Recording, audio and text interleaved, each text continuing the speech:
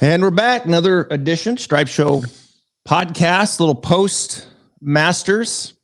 And Hideki Matsuyama got the win.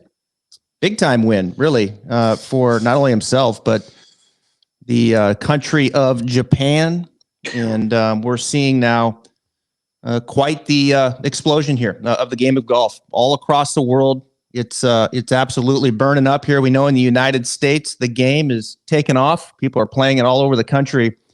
And trust me, the game is very big in Japan as well. And it's going to continue to grow as Hideki brings the green jacket back to Japan. First player ever to do that from Japan. And help us to break it all down. Someone who has been in the media for a long time. I know you recognize his face. 18 years around the horn, columnist at the Dallas Morning News, Tim Cowlishaw. Tim, thanks for getting up and joining me.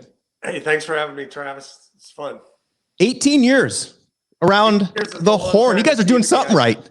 When we met at the Carnegie Deli to discuss the show, we thought it might last about 18 weeks. But somehow it started in 2002 and still rolling. Yeah, it's awesome. I've been watching it. You probably get this a lot. I've been watching it since I was a kid. Since I was a kid. Right. Yeah, I started when I was 12, so it's okay. It's okay. Yeah. Is Woody Page as crazy as he comes across? He is. He pretty much plays himself on TV. He's not playing a character. I can vouch for that. You know, you look at the game of golf, and I know you talk all kinds of sports on Around the Horn. You're following it all, and I know you're a big golfer as well. You've covered the Masters for many years, and being in the media as long as you have, I'm sure you've kind of got a scope of the Japanese media. I mean, it's a big deal in Japan to see one of their own in Hideki Matsuyama win this thing. Can you give us just kind of the scope here of how big this is over there in Japan? Yeah, I'll give it to you a couple of different ways. One, when Yu Darvish came to the Rangers in 2012, and suddenly the Rangers traveling press corps went from about 3 to about 12 because Japan has a lot of daily newspapers and a lot of media outlets over there, and they followed his every move. And as you said, my first Masters, Vijay Singh won it, so I think that's the 2000 Masters, and I've covered 10 or 12 of them. I've been there quite a few times, and I've been there when Hideki Matsuyama is a good player, and some of the other players that have come and gone that haven't been as good as he is. But they get a ton of attention. And I was thinking yesterday watching it, because I know a lot of the Japanese media is not there because of COVID and the travel restrictions and all, how much that might have helped him not feel like Saturday after he's done what he's done. He did a little media interview with his interpreter, and that was probably it, as opposed to, they can make you feel the weight of that country pulling for you. So it might have been a little relief for him there, but they're extremely intense about their sports there, and about golf especially.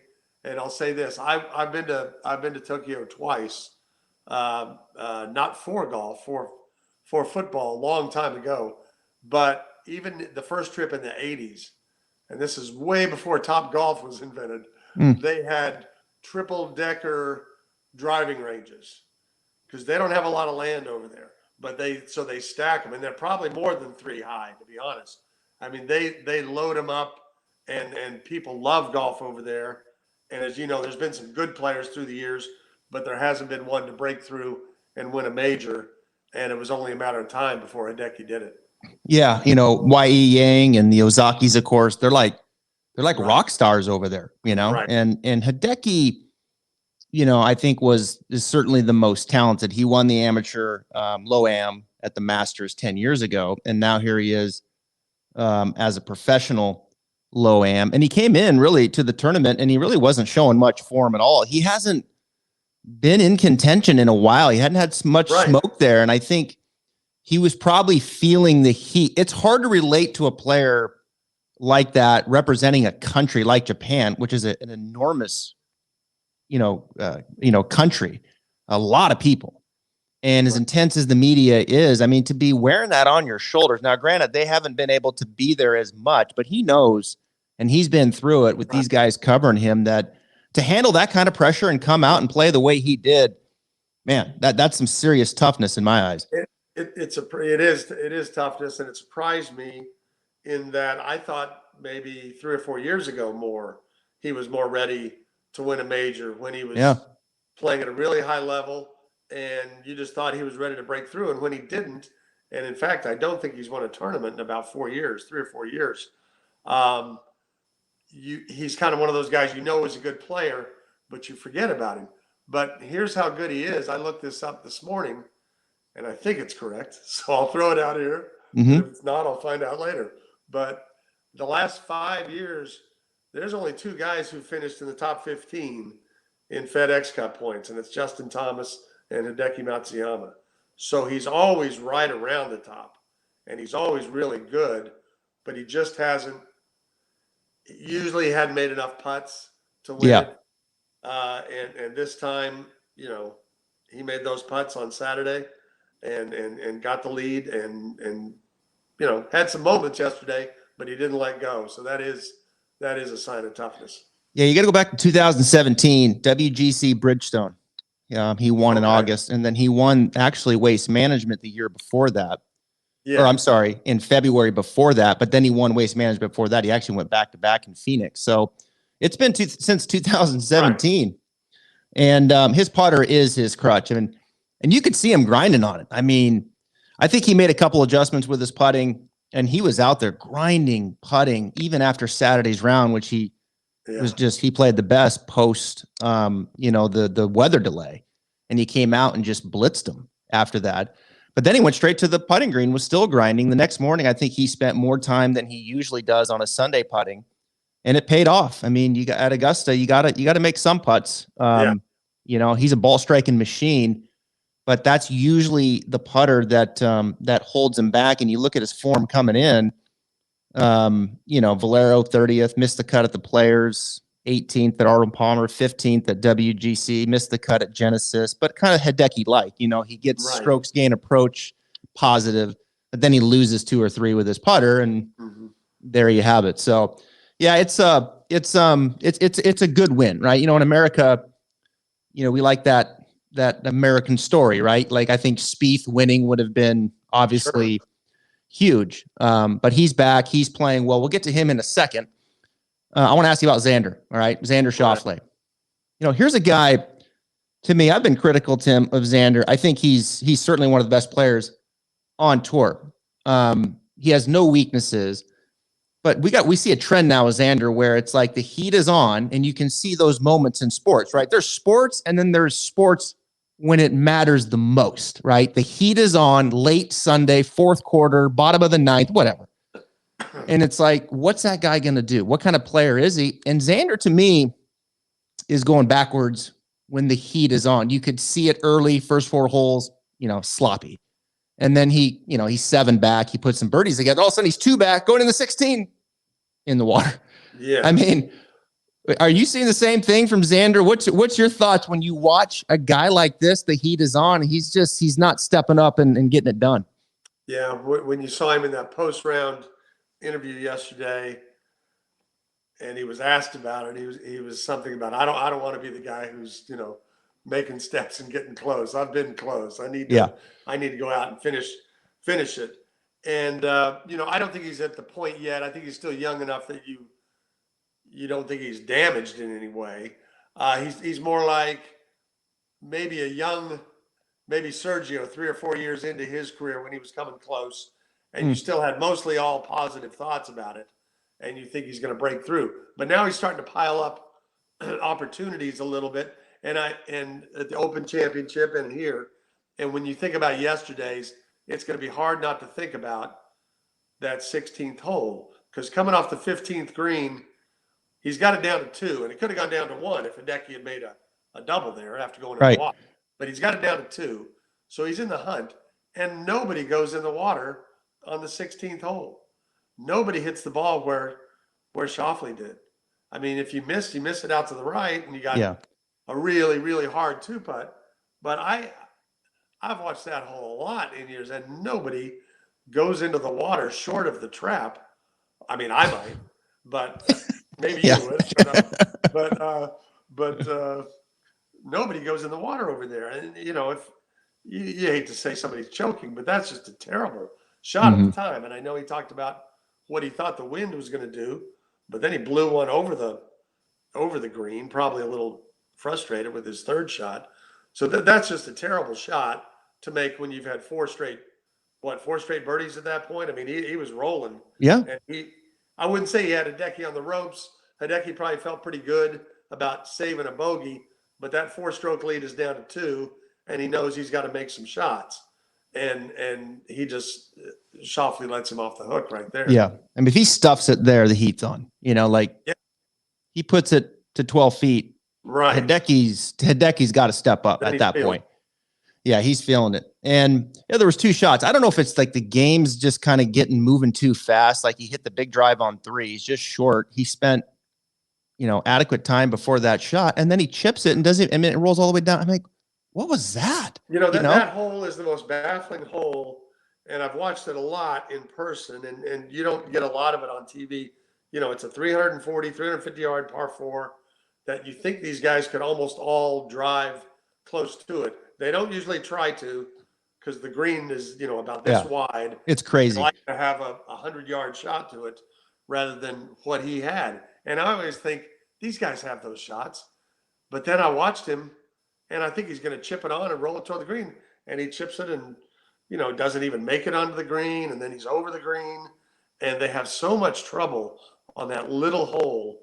It's fascinating to see these guys struggle. Now, when he had trouble a couple holes later on 5, that hole's harder to make 4 on than the par 5s on the back 9 are hard to make 4 on. That is a tough hole, and he got himself into trouble, but he left a shot in the trap, and you're amazed when you see Schauffele do that. And so he took himself out of it, and he really had to fight to get into the hunt. And then, just disappointing that he would let it go on 16 and not at least put the heat on and give us a great finish.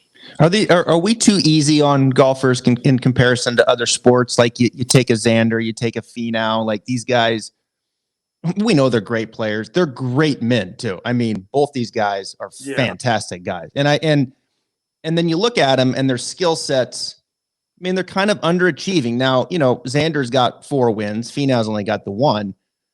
But their skill sets are so through the roof that when they get to those moments of it's time to win and hit the event, and they clearly struggle with it, you compare that to other sports. I feel like we kind of are a little harsher, with maybe the football player that struggles in there, or the baseball or the basketball, and where golf, it's like, it's a second, it's a third, it's like there's a little more acceptance. Is that it? Do you feel that's the case or no? Yeah. I think that's largely because the others are team sports and you're letting a team down and a city down or whoever's cheering for you. Whereas these guys are kind of independent contractors out there with their, they've got a caddy and a team in that sense. But the golf media is pretty easy in general. Now, maybe Greg Norman would differ with that or somebody who had a career marked by certain disappointments. It can certainly get tough. And, I think like a guy like I mentioned Sergio earlier, he became that guy who will never win a major until he finally won the Masters. And that becomes hard. And Schauffele's not there yet, but if he keeps getting top 5s and not winning, he will become that guy. Yeah. Well, it was good to see a guy that I know, a thing or two about being down in Dallas is Jordan Spieth. And, he's back, and it's awesome to see. I mean, he's just rattling off top 5s like it's no one's business right now. And of course, he had the win last week at Valero, and his putter let him down a little bit on the weekend here, but he's hitting it good. He's back, and it's really cool to see for the sport. How popular is Spieth in the greater Dallas area there? I mean, is he the man? He definitely is. To do what he did at such a young age, that's very different from just being a good golfer who happens to be from somewhere. I can remember seeing him at a Mavericks game in 2016. So by then he's won the Masters, and he won he had just won the first event of the year, the Kapalua tournament, when he shot 30 under. Yep. And, and I talked to him real briefly at the Mavs game. He said, yeah, 30 is a good score. But he, doing that stuff when you're 21, 22 years old and being the kind of guy he is, football players, others, he'd show up at a Stars game. There'd be a standing ovation. So he's gone beyond what – there's been a lot of good golfers from the North Texas area, but he is beyond that. And it's almost an Arnie-like thing with the way he plays. He gets himself into trouble. He's not a perfect ball striker by any means. He's not in the top 200 in driving efficiency this year. So he's a little bit all over the course, but my God, he can recover from everywhere, and he can get his putter going like nobody. So that makes him fun to watch, in addition to being really good. And these last 2 years were a real struggle. And he wasn't really coming close, and he lost confidence in his putter. And he mentioned right before San Antonio, he's not having to do the trick of looking at the hole when he's hitting a 6-foot putt, which is really kind of a gimmick thing. It seems hard to those of us, like I've tried it on a putting green. I might miss the ball if I'm not looking at the club, the ball. But he's doing it to try to relax and not be so technical. But he said, in a perfect world, I shouldn't have to do that. Right. He's not doing that anymore. So he's got his confidence back. He made a bad bogey on the first hole yesterday. Yep. He's talking to himself coming off the green. And then he hits a terrible drive and got lucky. Mm-hmm. And you think he's going to bounce back when he birdies number 2. But he was just a little too far back when he made his run to really – he needed Hideki to crumble a little bit, and that just didn't happen. Yeah, he just watching him close at Valero, that's the other side of it. That's that special it factor in the way that, he closes out tournaments. You can just clearly see he's comfortable in that situation. And the Spieth experience is must-watch TV. It really is. I mean, just the fact that, he birdied number 2 after that drive is just crazy. That right. That's what Spieth does. He snap hooks it over there. He goes and finds it, and he gets it down there, and he pitches in on 10. I mean, it's just he does spectacular things, and he's kind of polarizing. I think, because we know he's a great young man, and people adore him, and they've adopted him in golf as kind of theirs, but then he kind of rubs some people the wrong way in the way he kind of talks to Michael Greller and himself, and he can kind of come across like he's whining a little bit. So I know there's a lot of people like, God, he's just a whiner, but then there's so many people that love him. So he's polarizing in his own way. And it's very good to see him back, because to me, Tiger's the needle. We know that, but underneath that, I think it's Spieth. I think Spieth's the next guy. I really do. I think that's probably true. I would say him, and maybe the mystery of DeChambeau, and seeing what's going to happen with him. He might win the U.S. Open by 6, or he might miss the cut, depending on what he's doing. But Spieth is right there for sure. Now, he wasn't even the low Dallas guy in this tournament. Right. Yeah. Yeah. And I want to ask you about Will Zalatoris. Before I get to that, though, I have a question I want to ask you, just as someone who covers everything on a national level and talks about it on Around the Horn and ESPN, the whole bit. I'm kind of inside. I've been inside the golf bubble forever. We're close to it, and it's hard. Not like other sports, but this is my, bread and butter. And we've seen the explosion of golf here in the last year and a half. There's more people playing. They're coming back to the game. Yes, the PGA Tour has lost a lot of money without having fans, but they're healthy. LPGA Tour is growing. The game from the inside feels like it has the most momentum that it ever has, certainly in my time, in 21 years. And you can't get a tee time here in Ponte Vedra.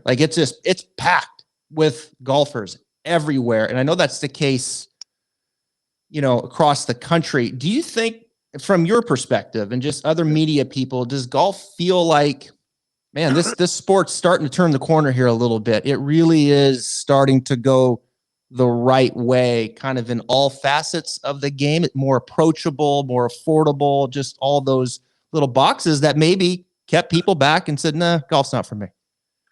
I think it is. I think there are exceptions.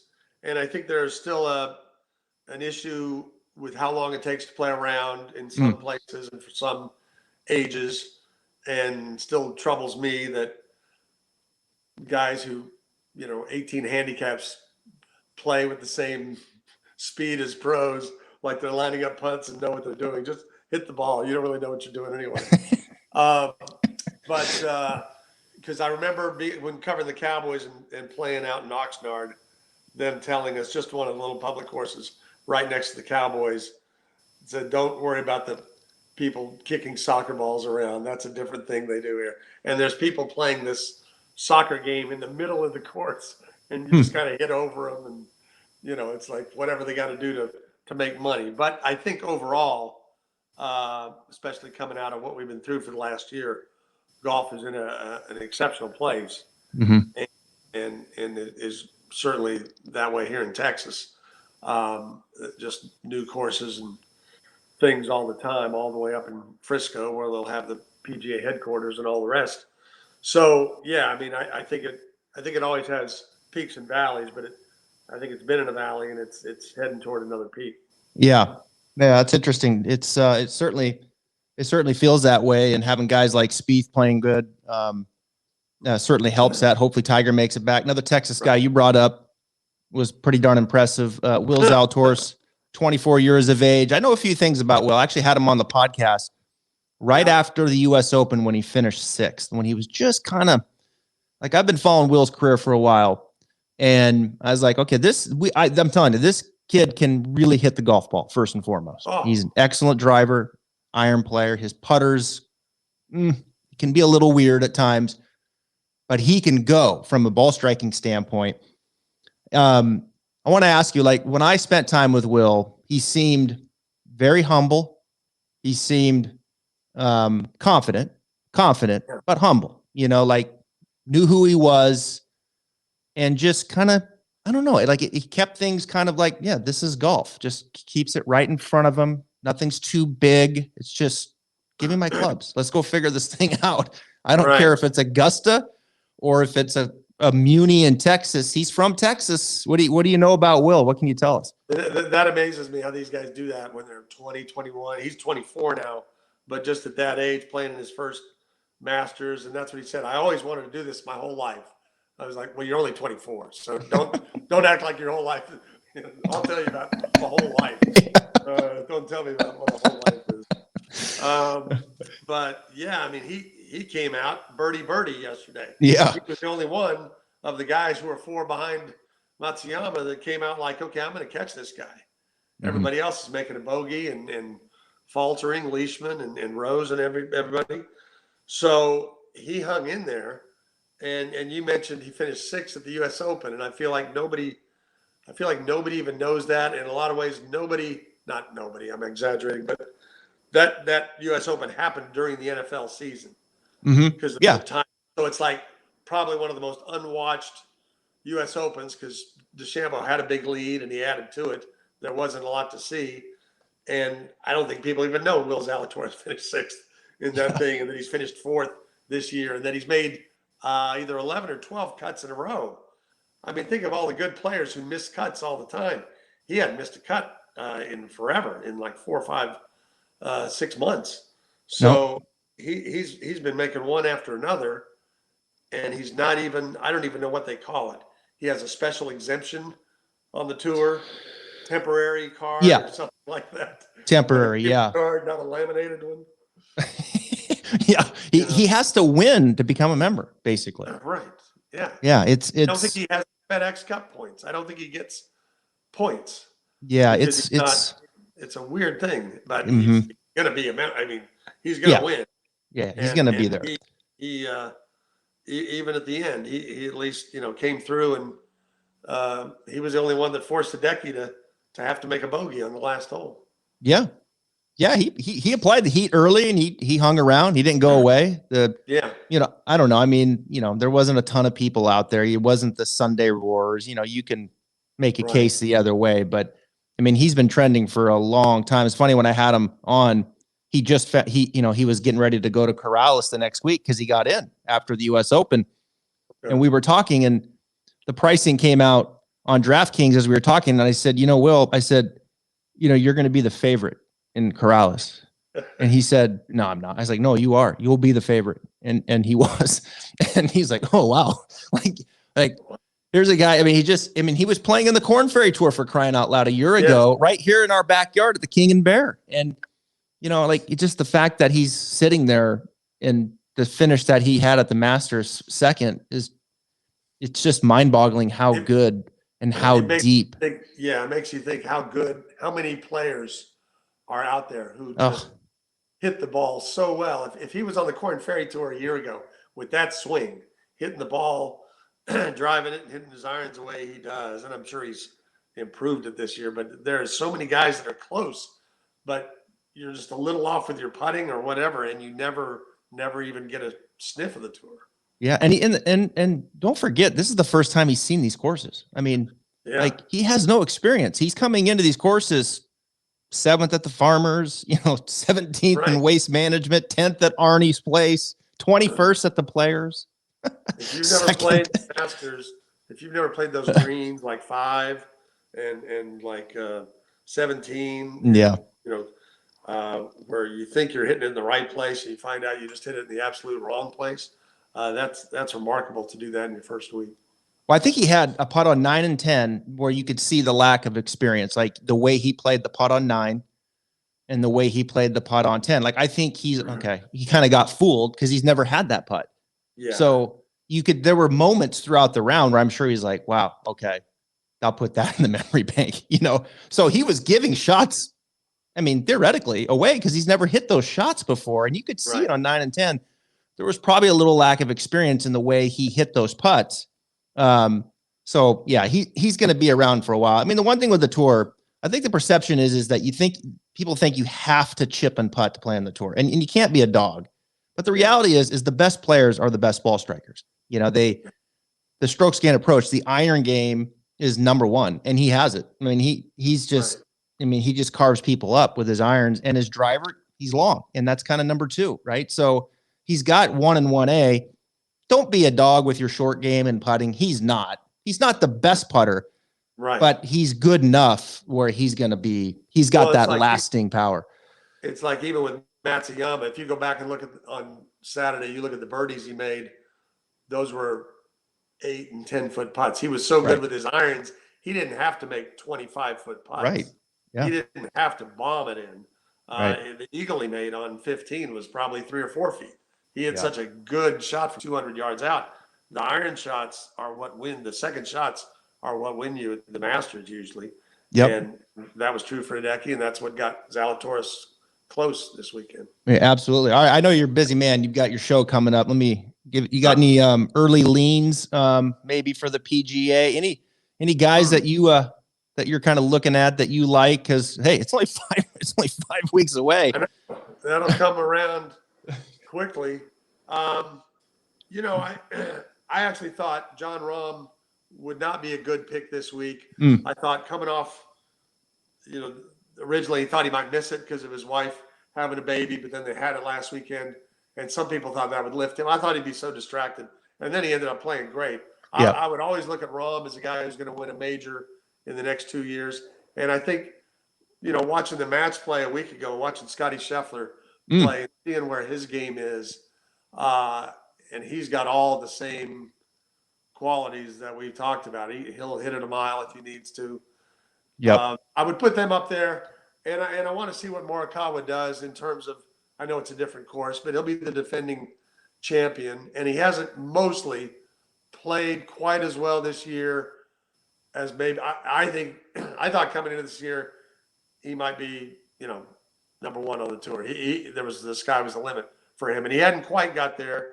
And so I want to see how Morikawa does as trying to be the defending champion in that tournament. Yeah. I mean, Scotty, to your point, he's played 2 Masters now. Back in November, he finished 19th, and then he finished 18th this year. So pretty sporty stuff. Another Texas kid. I mean, crying out loud. What are you guys doing down there? All these breeding all these professional golfers. Count the Shambo. Okay. California is too weird. He stopped by SMU for a cup of coffee and won an NCAA tournament. We don't really play unless he starts winning all the majors. That's funny. Well, Tim, I appreciate it for coming on and talking a little golf with us. I know you're a busy man.